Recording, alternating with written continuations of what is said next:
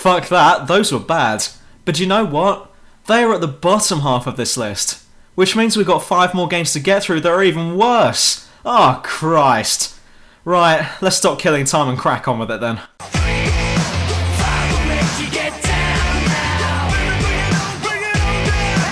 Nosferatu, The Wrath of Malachi. I was really disappointed with this game. Sorry to spoil it, but I'm trying to put together another top 10 horror list, which means that viewers worldwide will have another opportunity to have a go at me for not mentioning Silent Hill 2, and I bought a copy of Nosferatu hoping that it'd be quite good. But I honestly think that PewDiePie had more fun with this game than I did, so I've decided not to put it on the list. After your sister decides to get engaged to a vampire and begins planning her wedding, she quickly changes her mind about the venue location and decides to have the entire event in a depressing castle on the other side of Europe. But it turns out that Dracula and all of his playmates have crashed the castle and have now kidnapped every member of the wedding party and plan to do naughty things to them, including your aunt's dog. But all is not lost because the bride's brother is late for her wedding and is the only one not stupid enough to realise that some shit might have gone down in a Transylvanian castle at the turn of the 20th century. Now you must rescue all of the guests before they're all sacrificed for whatever reason. The castle is randomly generated, meaning that it's the same castle each time but with the location of the guests in different places. The overall gameplay is pretty bad in that not much happens. You get guns and some melee weapons along with occult weapons such as crosses that will kill ghosts if you show it to them, like all ghosts are raging atheists and can't handle religious symbols. But I guess my number one criticism of this game is the AI. It's like Daikatana but worse. In Daikatana, your allies are unaware of the concept of self-preservation, but in an absent-minded kind of way, whilst in Nosferatu, the friendly AI will actively walk around like a bunch of dickwads. In one case, I discovered one of the male guests about to be used in some sort of ritual by a vampiress on the blob, and after a quick but annoying boss fight that took me 4 attempts because I kept walking off of a bridge seeing as I wasn't looking where I was going, though that totally being my own fault, I rescued the guest who was so intrigued by my constant jumping off of that bridge that he decided to give it a go himself, and actually ended up as a splattered mess on the ground below. And then the game had the cheek of having a go at me for it because apparently I didn't do enough to protect him. Oh, my apologies, I didn't realise I was supposed to knock out each guest after saving them just to make sure they don't all commit suicide. I hope that the main character's brother-in-law is aware of what sort of family he's marrying into, the kind that have the intellectual capacity of a cheese omelette. Also, leading them to the exit is a problem, provided that they haven't decided to chug on a cock by then. You have to guide them to the entrance of the castle one at a time, which is a real fucking pain as there's like 20 guests to lead.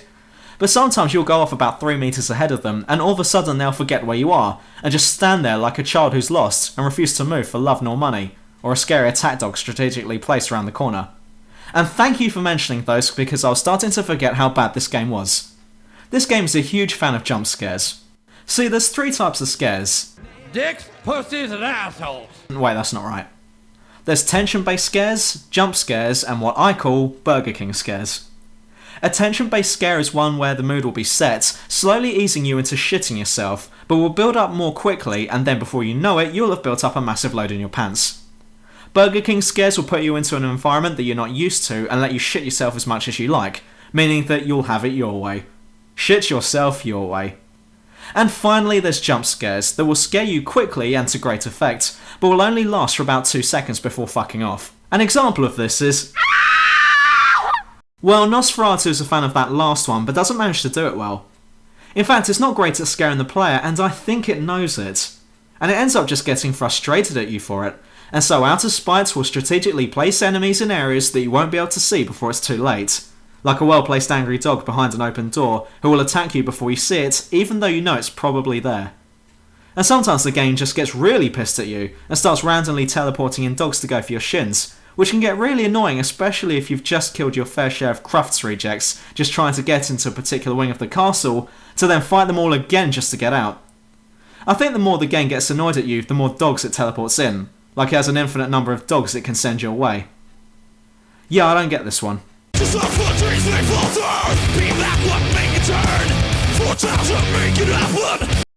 MindJack! It's possible to say that this entry is unjustified, seeing as I've only managed to play 5 missions of it before giving up out of sheer depression. But seeing as this game got that much out of me, I'm gonna give it back right here. MindJack is a game about... You play the part of a generic male character trying to track down some other generic male character for being a naughty boy because that's what the game tells me. Now that's the story done, it's time for the gameplay. The gameplay falls into the already overcrowded circle of hell that's right next to the one I got sent to earlier, which is filled with games that include unnecessary cover-based shooting mechanics that's about exciting as an opening piece from the Dead Hedgehog Quartet. Get into cover, stay in cover until everyone else is dead, and contrary to common sense, occasionally shoot at the enemy when they begin to shoot at you. But even though you'll have allies with you, don't expect them to help out. No, they'll be spending the whole time in combat playing baseball with the enemy.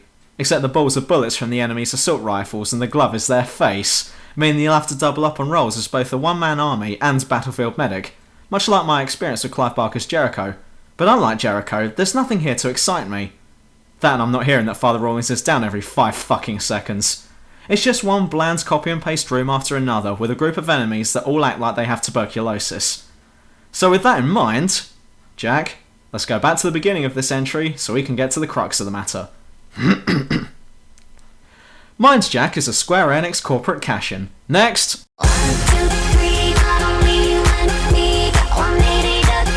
Velvet Assassin. I'd like to make a quick statement about this game before I continue. From this moment to the moment I die, I will never again refer to this game by its original name, but will instead refer to it by what it should be called, Velvet fucking Assassin. Got that? Good. Well, Velvet fucking Assassin is about some British wartime spy ripoff who enjoys stabbing people a little more than she probably should. The game consists of 12 levels, each more of a grind than the last, and containing an entire German battalion in each. The aim of each mission is to get to the end without dying, and seeing as Violet Summers, yeah, that's her name, can't repel bullets from the implants that she's had put in her massive arse, she takes damage much quicker than you can say reload last checkpoint. So in order to get around, you'll need to employ stealth. So yeah, Velvet fucking Assassin is essentially a stealth game. But the actual stealth mechanics can make or break a stealth game. For instance, in the Thief series, it's within your interest to stay hidden and out of sight, but if you completely mess up, then you have the option of escaping the scene or fighting your way out. In Velvet fucking Assassin, if a guard gets the faintest whiff of morphine and butt implants, then every bot on the map knows your exact location. And since the enemy are really fucking dumb whilst you're hidden, but are super intelligent and elite marksmen when you're exposed, the likelihood of getting out of one of these situations is about the same likelihood that I'm going to give this game a recommendation. Oh, but you can change disguises so you look like a Nazi in order to hide in plain sight, but oh no, get too close to an enemy and they'll spot you, forcing you to shy away from people as they get close. Which works in the game, but do that in real life and you couldn't make yourself look any more suspicious than had you walked into the room dragging the corpse of a Nazi and holding a bloody knife whilst wearing a t-shirt that says I heart minorities. Also, with good stealth games comes multiple ways of approaching a mission. But in Velvet fucking Assassin, yeah, you get it. Although a level may be open, there's only one route to take. All other routes will lead you to the Lead Bullet Appreciation Society, which includes free tasters. You do get guns to some degree, and the game really fucks with your head when you've been playing the stealth role the whole time, but then hands you a shotgun and goes, right, kill the rest of these bastards. But I haven't got any health. Well, maybe you shouldn't have been so crap at this game then. See, there's a reason this is Velvet fucking Assassin and not the other way round. This game doesn't like you, and it will make that very clear as the game goes on. Before I finish, I made what might seem as a passing reference to morphine earlier. Well, that's no coincidence, because if you find morphine throughout each level, then you can use it to freeze time for a few seconds and get one guaranteed kill with it. It really just serves as a means of getting past one particular guard, but the point of it is completely defeated if there is more than one guard standing nearby, meaning that you'll kill one and then proceed to try and win the Member of the Month award at the Lead Bullet Appreciation Society. And the plot makes no sense either. You go around killing some random Nazis because they're Nazis, and then after killing a load of Nazis, Violet decides to give up all the Nazi killing by taking up her other hobby, killing more Nazis, but this time for good purposes. And so she tries to do good by killing a load more Nazis whilst trying to save some villagers. But all the villagers end up dying anyway, and you just sit there thinking that the game's made fun of you one final time, whilst the game starts teabagging your face. And I don't get why Violet's clothes fall off during morphine mode. If I ever see a girl running around the streets wearing nothing but her underwear, I used to think, call the police. Now I think, she's been on the morphine again. Hope she doesn't try and slit my throat. Right to hell, Retribution. Before anything else happens here, I'd like to quickly make two statements about this game. Number one, it's bad on every level, so keep that in mind during this entry. And number two, this game should have been called Headshots, if you know what's good for you. I'll come back to that bit soon. In 1516, the English statesman and Catholic saint Thomas More published a book called Utopia. In this book, More can be found saying the following. They're extremely fond of people who are mentally deficient, and, though it's considered very bad form to insult them, it's quite in order to find their silly behaviour amusing. I mean, if you don't value them even as a source of entertainment, which is the only thing they're good for, you won't treat them kindly enough, which is on page 86. But whilst this is a terrible thing to say on all accounts, I seriously can't think of a better way of describing Ride to Hell Retribution. It's like there's a child with a serious disability, and you wouldn't make fun of it normally, but it's okay in this case because this child's disability happens to be really funny, like having a skin condition that has brought out what looks like the word swat and a permanent rash across his forehead. Ride to Hell Retribution tries its utmost to be as hardcore and badass as it can, but because of the obvious lack of interest on the developer's half, has ended up coming across dull but in a laughable way. So there's several levels of bad a game can reach. When a game is bad, it pisses off the player and might make them stop playing, but out of frustration rather than difficulty, games such as Postal 3. The next level up is a really bad game, where you'll force yourself to play it to the end but then make a blood oath never to play it again, such as Daikatana. Then at the next level, a game can go one of two ways. It can either become so terrible that the shit that it's built upon is crushed by the sheer weight of bullshit that a shit-based black hole is born, which sucks all of the enjoyment and sanity from you, by way of being the worst game to have ever been created, such as Limbo of the Lost. Or the other alternative is that the game becomes so bad that it's actually fun to play, and here is where we find Ride to Hell. As said at the start of this bit, it's bad on every level possible. Story, shooting mechanics, fighting mechanics, soundtrack, driving mechanics, graphics, user interface. But despite all of this, I found that I couldn't hate this game. See, it's hard to hate something that you're constantly laughing at, hence why I love the Jeremy Kyle Show so much. And even when the game's at its worst, such as trying to aim at someone who's inches from your face, and Jake looks like he's aiming his gun whilst resting his gun arm on the shoulder of the person he's trying to kill, I still had to let all of this frustration go when I activated Rage Mode, of which I never let an opportunity pass by, as I couldn't bear to miss Jake's face as he gets angry. It looks like he's getting pissed off because someone took the last pack of donuts from the store. There's a load of bugs too. I tried recording some but only managed to get this one. I seriously don't know what he's doing. Actually, whilst we're on the subject of glitches, check out this one I got from Assassin's Creed Liberation. I swear this wasn't set up.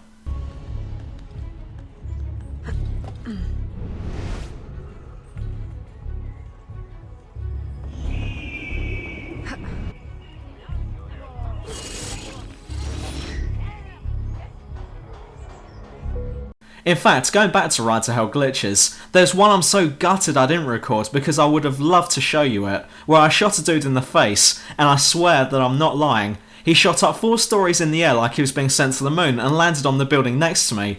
I was laughing for 5 minutes straight. It might have been the greatest glitch I've ever seen during gameplay. But speaking of shooting, this brings me on to what I said at the start about the game being called Headshots, if you know what's good for you, because that's probably the best piece of advice I can give. It takes around 12 bullets to the chest to kill a normal enemy, but 1 to the head and that's a wrap. Unless of course they're wearing cowboy hats, in which case it'll take 2 bullets because it turns out that leather hats are bulletproof. Then there's the sex scenes. After coming across the same girl each time getting harassed by some random fat guys trying to have sex with her, you do what anyone would in these situations and shoot him before you can say surprise. After which the girl is so thankful that the guy didn't have sex with her that Jake ends up having sex with her. And when I say sex, I mean dry humping. Fully clothed. Like no one told the developers where babies come from. And normally in scenes like this I wouldn't show it to you because YouTube would get medieval on my ass. But this isn't sex, so here's what I'm talking about. There's some groping at best, but I hope that Jake understands that you need your pants off if you want to get freaky. I don't know, maybe this is a new form of contraception. Stay fully clothed and don't have actual sex. Seems like it'd work. Seems like it wouldn't catch on though. And the way they talk as well. It looks like everyone's jaws have been dislocated, and no one has thought of having a doctor check it out, like it's normal for someone not to have a perfectly working jaw. And you can lift up your skirt as much as you want, Ride to Hell, and show us the Unreal Engine 3 tattoo on your thigh, but good graphics doesn't necessarily make a good game. And in this case, a good graphics engine doesn't necessarily mean that the developers know what to do with it. Now going back a bit, as said, this game is so bad it's good. So much so that you should play it. In fact, I'm going on record right now and recommending this game. Buy it and tell your friends about it. It's the new Evil Dead. Give it a few years and it'll be a cult classic for being shit. But whilst this one is in the so bad that it's good camp, this last one for me personally is in the black hole section. One more time, dark. Are you ready for a truly awful, terrible game that's about as fun as trying to write a letter with no hands? whilst a complete dick stands behind you with a taser and will tase you every time he thinks you're not doing it right. In all honesty, I will sometimes make a top 10 list due to one experience with a particular game that was really bad and that I just wanted an excuse to talk about how much I fucking hated it. And you can thank Dark for this video existing, because without it, I don't think I would have made this. But let's get down to business, shall we? Dark is a pile of shit. It's a dark pile of shit. Not because it's gothic or anything, but because it's dark. Really, this game could have spawned a new phrase. Instead of calling a bad game a piece of crap, you could just say, that game was dark, and everyone else would have to tell you to calm down for using a rude word. Dark is a vampire game that really thought it was going to do well, but lost sight of what it was making during development when the developers discovered their own bums, and decided to go and investigate them, and have ever since made a nice little home for themselves up their own butts. You play the part of vampire cliché Eric Bane. That's Bane in the sense that this game is the bane of my life and not Batman vs Bane. You've been made a vampire and must now track down more powerful vampires and drink their blood, or else you'll turn into a pussy. Now this is the main plot for most of the game, but at no point do you get to drink the right vampire's blood. But also at no point do you become a ghoul, which is what I meant by pussy.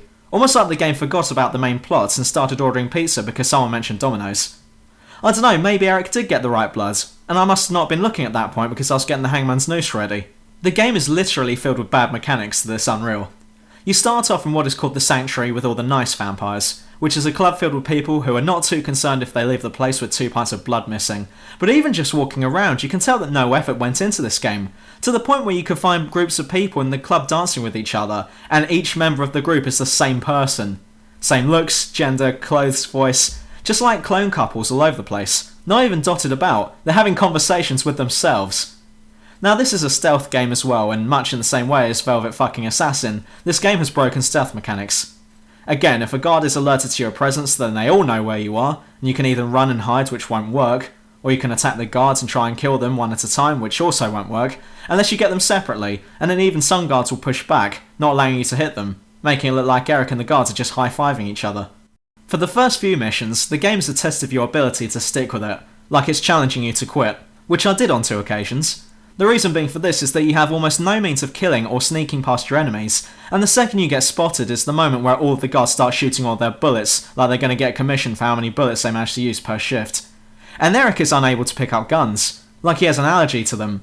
So my reasoning for this is that all of the guns in this game are covered in garlic butter, meaning that Eric will die if he attempts to pick them up. Failing this, however, Eric does eventually get access to vampire powers such as Force Choke, and running over a great distance and booting guards in the chin to the point where they die, making it look like Eric has mistaken a guard for a hot vampire model with her tits out, and he's rushed over as fast as he can, only to realise that the guard is just a fat guy picking his nose. It would help this game out in a big way if Eric could, pick up a gun instead of spending points on upgrades that won't get used. Seriously, despite all of his abilities, Eric comes across as having the physical constitution of a prawn cracker, and aside from the Force Choke ability, which still manages to dob you into it if there are other guards about, I found that none of these abilities helped me out much. In fact, the best strategy I found for each level was just run through the room and head for the exit, running a gauntlet of bullets and then slamming the door on the enemy's face, who would then completely forget about what just happened and return to their regular guard duties. Which defeats the point of being a guard if you're going to let random security threats just run past you, flicking your nipples on the way and stealing your hat. There are some bad bugs too, including one near the beginning of level 4 in which you have to sneak past a guard in a narrow fucking corridor without getting seen, killing him, or using vampire powers. But this guy always has his eyes on the corridor, meaning there's no way past it. I ended up looking up this mission on a walkthrough, which had the audacity to tell me to just do it. Well, if you're putting it like that, then that should have been the guide to the entire game. How do you finish the game? You just do it. Fucking brilliant. Anyway, after a certain amount of rage when I went onto YouTube and found that this guard is supposed to follow a particular patrol pattern, which he fails to do in my version of the game, maybe due to a bug, I ended up getting past him by using the same tactic that I used throughout the game, and just sprint past him. Even then he did see me, and the mission failed screen started to appear, but because I was down the end of the hallway by this point, the next cutscene had already started and I was able to carry on with the game. Finally, I can't walk away from this rant without talking about the endgame boss fight. But how can there be a boss fight when you can't even fight the most basic of enemies? Well, I suppose you can compare this fight to that of the endgame boss from Thief the Dark Project, in that it's probably better if you don't think of it as a fight. Though in Thief, you're still required to sneak past the boss, seeing as it is a stealth game. In Dark, you get trapped in a small arena with a vampire that reminds me of what one of Jason Statham's poops look like, who proceeds to chase you around the arena very slowly, then a panel on the arena wall starts flashing, so you go and press it, and then you do this about 3 more times, and then you're done. There's even 2 endings to choose from. Either save Rose, the love interest of the game who looks more like a startled fish than a human, or kill the evil corporation's boss. But by this point, I had had a fucking enough, so I just went for the ending that I could reach quicker. Either press another button right next to me or run for the door, and seeing as the button was right there, I couldn't have hit that motherfucker quicker than if I was taking cocaine. Now this would have put my experience of Dark to bed, but unfortunately, due to the moon and Jupiter aligning in the night sky and casting cosmic rays down to Earth, I was temporarily overcome with madness, and after going on a murderous rampage through the neighbourhoods with my genitals making the 6 o'clock news, I also realised that I'd gone and bought the Cult of the Dead DLC for Dark 2 on Steam, meaning that there was another level to play. By now the developers must have realised that what they made was shit, and so in these cases, DLCs should aim at correcting some of their past wrongs. But of course Dark's DLC is just another bad level. Nothing new and no attempt at making the game any less shit, it's just another level of Dark which in all honesty, can go and live with the developers of this game who have now just paid off their mortgage on the house they've developed up their own bums. And breathe out. Right, let's wrap this up. Like and subscribe as always and watch more of my videos, damn it. See you soon.